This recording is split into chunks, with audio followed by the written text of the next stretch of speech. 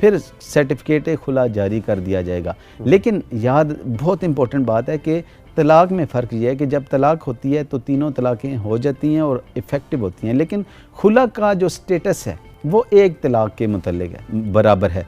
यानी कि एक डिवोर्स होगी, शादी ख़त्म हो जाएगी। लेकिन अगर जैसे कि तलाक और खुला में फ़र्क ये है कि तलाक के बाद इंटरवीनिंग मैरिज, जिसे अमूमन हलाला कहा जाता है, इंटरवीनिंग मैरिज यानी इसकी शादी बाई चांस किसी और से होगी। हलाला का एक कॉन्सेप्ट बड़ा गलत है कि वो किस जान के किसी से वो एक कॉन्टैक्ट करते हैं कि आप मेरे साथ निकाह करो फिर मुझे डिवोर्स कर दो। शरीयत इस चीज़ की नफ़ी करती है। जो निकाह है, शादी के लिए निकाह के लिए सबसे बेसिक शर्त ये है कि वो लाइफ टाइम होगा।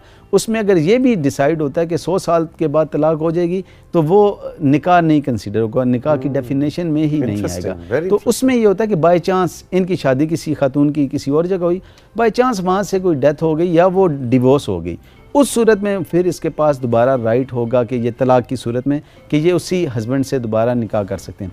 लेकिन खुला की सूरत में इंटरवीनिंग मैरिज की ज़रूरत नहीं होगी, दोबारा तजदीद निकाह कराना होगा। दोबारा निकाह करेंगे, इंटरवीनिंग मैरिज की नहीं होगी, इसी हस्बैंड के साथ दोबारा निकाह हो सकता है। अच्छा जी,